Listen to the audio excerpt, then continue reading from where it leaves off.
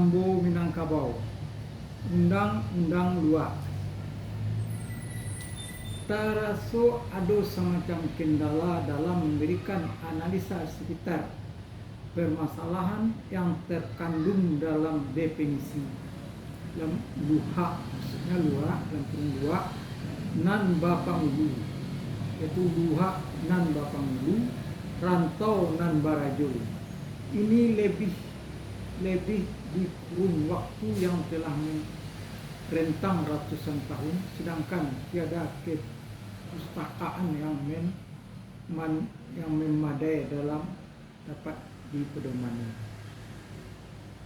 Suatu yang memang terasa ganjil untuk kebudayaan yang orang-orangnya paling banyak menjadi penulis sejarah atau penulis bidang lainnya sejak masa penjajahan lalu, dan kita tidak tahu penyebabnya.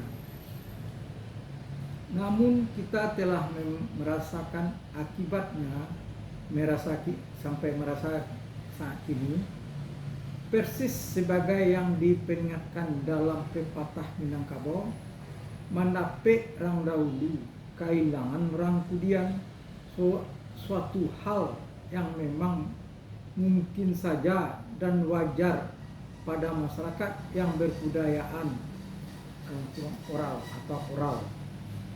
dirasakan sebagai suatu kendala, karena Tambo sendiri tidak pula ada memberikan batas yang tegas tentang bagaimana benar yang disebut Budi Caniago itu,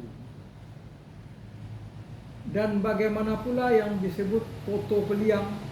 Lalu mengapa pula ada yang disebut dengan wilayah antaro iyo atau indah, atau sebutlah dengan segalanya, sebab adalah tidak mungkin terjadi bila disebut dengan wilayah segala tidak, yang tentu saja akan menjurus pada nihilisme, yaitu yang dikenal dengan sebutan pisang si kale-kale utan, pisang tambatu nan bagatah Budi Caniago inyo bukan, Koto Peliang inyo antah. Lalu jika dimaksudkan dengan luha nan bapangulu, apakah dengan demikian kedudukannya? Rajo pada masa tumbuhnya luha itu sudah sirna, sedangkan gelar kepenguluan menurut Tambo sudah ada pada masa lembaga pemerintahan Rajo masih terkembang.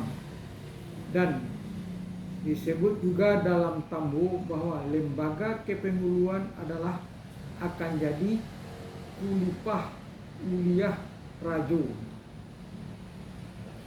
Selain adanya jabatan yang di Patuan bergandengan jalan dengan Datuk Ketumangguangan, Datuk Perpatianan Sabatang, dan Datuk Si Maharajo nan Bani Bonigo, memang memperlihatkan pernah adanya kedua lembaga fungsional tersebut secara bersama-sama.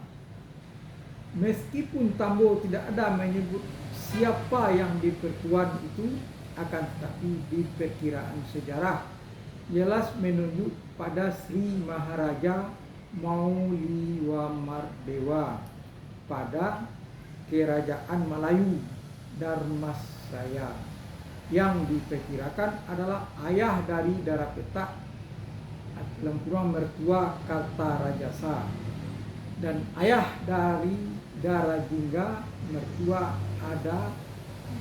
mertua Atwayaman, dengan kemungkinan juga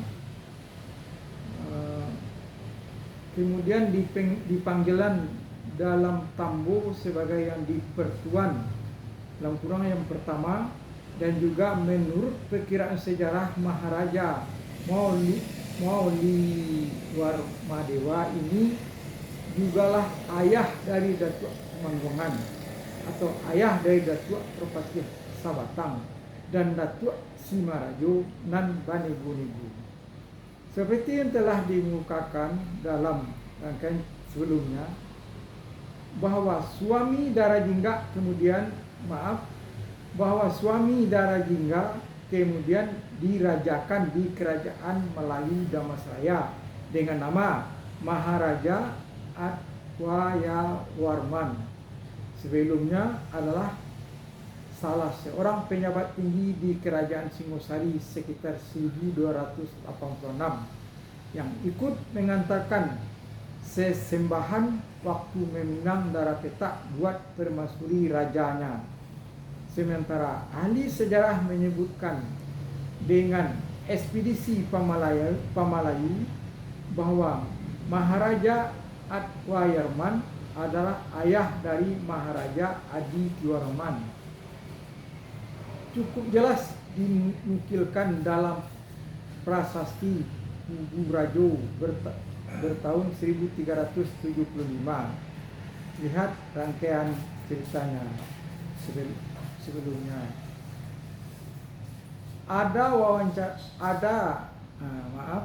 Adwayawarman ini menurut Tambo tetap saja disebut dengan yang dipertuan, yang sepatutnya diimbuhi dengan simbol dua Romawi. Untuk kemudian Maharaja Adityawarman sebagai yang dipertuan tiga dan putra mahkotanya yang termukilkan dalam prasasti Kubu Rajo dalam kurun 1375. Ananggawarman adalah yang dipertuan Ampe. Sekalipun yang terakhir dalam dinasti kerajaan Pagaruyung yang dikenal dalam bahasa sekitar 1380-an dengan kemungkinan bergelarnya Dang Tuanku. Kembali dalam permasalahan Lua atau dalam kurang Lua nan bab Pangudi rantau nan Barajo, buat sementara dapat disimpulkan bahwa adanya lembaga kepenguluan di dalam wilayah Luak nan Tigo adalah sebagai